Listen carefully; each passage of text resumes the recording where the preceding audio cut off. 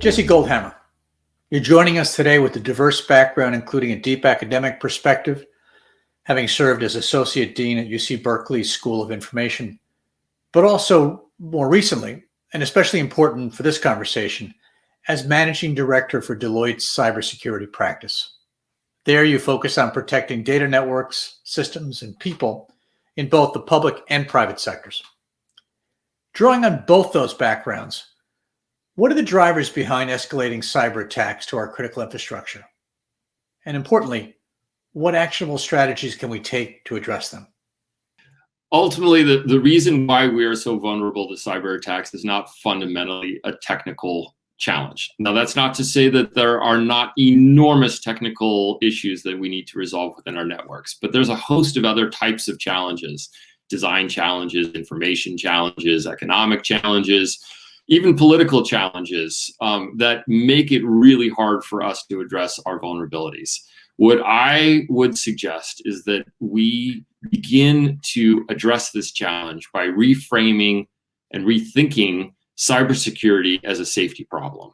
I think we need to treat cybersecurity or cyber safety now in the same way that we think about food safety or occupational safety and even transportation safety. And if we did that, then I think there are a couple of actions that we could take that would make a big difference. The first is I think we should elevate the Cybersecurity and Infrastructure Security Agency to streamline their cyber authorities and responsibilities. They could do two things. They could help with public-private partnerships that would enable their information sharing before we get hacked. And after we get hacked, that would enable a closer collaboration between the public and private sectors so that the private sector can share the information they have about vulnerabilities and hacks, and the public sector can act on the basis of their authorities to engage in cyber operations so that we can actually address challenges very quickly and aggressively, sort of in the same way that we just addressed the Colonial Pipeline issue. And then finally, what I would suggest is that we establish minimum software and hardware security safety standards for digital products and services, just like we do for transportation equipment, like automobiles, just like we do for food. And if we could do that, I think it would make a substantial difference in kind of the ecosystem in which we are managing these vulnerabilities. The way to start that, I think, begins with the private sector, advocating in the way that we have always advocated for this kind of change, through voting, through money, through advocacy, for the government to take a more substantial, more focused role in helping the private sector protect itself from nation states and criminals who are engaged in, exploiting our networks. And if we were able to do that, then I think Congress and CISA would have the ability to establish the right incentives to ensure cyber safety in this country, enabling us to protect ourselves against nation states and ensuring that the devices and the services that we use would be secure. Jesse, clearly you're recommending a comprehensive strategy that'll require significant activity on both the public and private sector parts. Where would you suggest that the financial and other resources come from to implement these strategies? It's a great question. Ultimately, I think that the amount of time, effort, and money that we're spending protecting ourselves from some of the challenges that I just articulated, if we were to spend that money actually securing devices up front or enabling public-private partnerships like the ones that I mentioned earlier, we would be, the money has to get spent somehow. Essentially, what I'm saying is let's stop spending money trying to fix old devices that are insecure. Let's stop spending money on ransomware, and fraud. Let's stop spending money trying to, kind of patch together, some fixes that we think are going to keep us secure. And then let's actually spend that money instead on a systematic approach to cybersecurity standards for products and services, so that when you buy those products and you buy those services, you know that you're getting something that is top line and secure. And I actually don't know whether that's going to increase the cost of products and services, to be honest. I mean, there are parts of the market, as we all know, where things are more secure and people are happy to pay for them. And the manufacturers of those products or the providers of those services have baked those costs into their businesses. And it doesn't seem to be hampering them. The problem we have right now is actually we're allowing folks, to offer products and services that are insecure. They're cheaper because they're insecure, and so folks buy them without really having an understanding of what those implications are, for their safety. To reframe it as I suggested earlier. Okay, Jesse, let's go into each of your recommendations a little deeper. You recommend that we should elevate CISA, the Cybersecurity Infrastructure Security Agency at DHS, in order to streamline federal authorities and responsibilities. Why? I think the most important thing is to start to rationalize the cyber authorities and cyber responsibilities that currently exist across government. So, it's a complicated environment right now. We've got different sort of law enforcement and homeland security agencies, whether we're talking about, DHS or FBI or Secret Service, who have different overlapping responsibilities for protecting US government systems or even private sector systems or responding to crimes. That all needs to be rationalized and needs to be consolidated. So that it is clear and easier, especially for Americans and private sector organizations that are suffering from different types of cyber threats, to know who to call, to know what you can expect when you do make a call, and to know that there's something that will happen as a result of getting that call.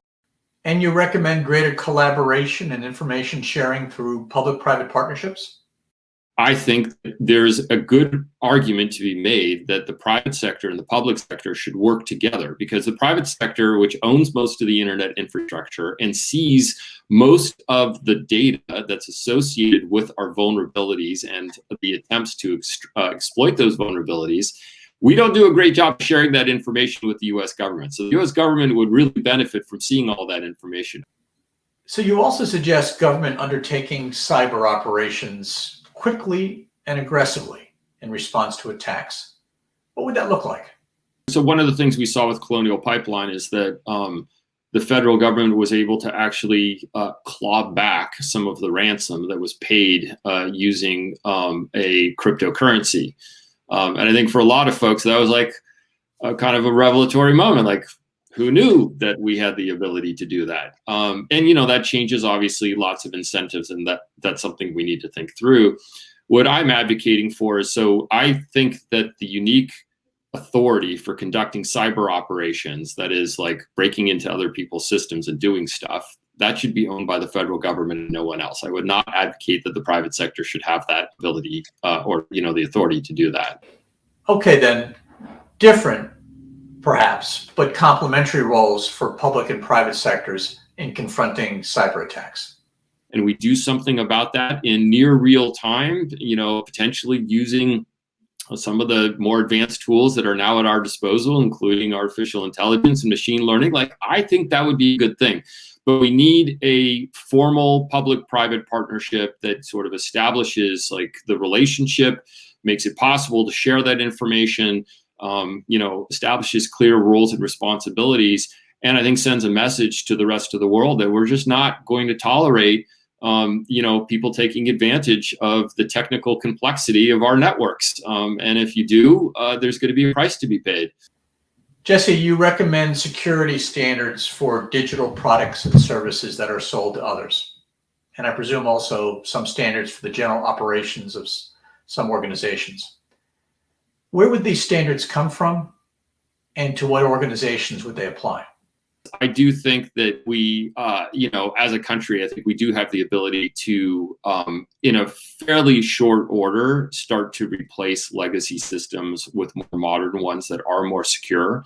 I actually think we have many of the standards available to us. It's now a matter of adding some teeth to those standards and creating a government agency that is going to oversee them. I actually think that's also a role, frankly, for the National Risk Management Center as well, because if we're going to look at the risks that are posed by privately owned critical infrastructure, it seems reasonable to me that we should also expect that there are certain kinds of standards that they should uphold with respect to the hardware and the software that they use for the systems that they are managing. And I don't think we have to invent those standards from scratch. I think that, again, I think we have many of those standards and they just need to be applied in a fairly systematic way. I also think, and this will, I think, address your concern, your question really about costs and about time.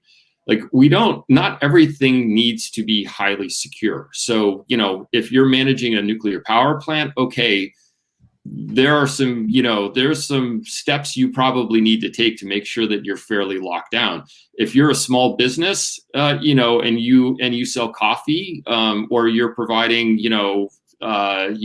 therapeutic services, you don't need to be nearly not locked down nearly as much. The standards that would apply to you might be, much less, significant. Jesse, then, to the point, from your perspective, how should we look at the cyber challenge, and what are actionable strategies to address it? Our cyber security activities are the wrong way to think about the problem that we're trying to address. We actually need to move in the direction of promoting cyber safety.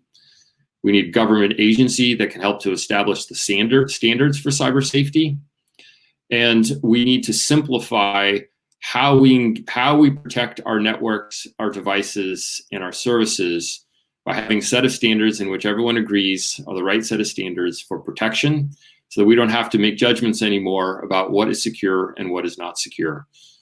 If we had a government agency with the ability to do that, and we had corporations and the public in support of it, it would dramatically change the operational environment in which we operate, making it much harder for nation states and criminals to take advantage of our networks.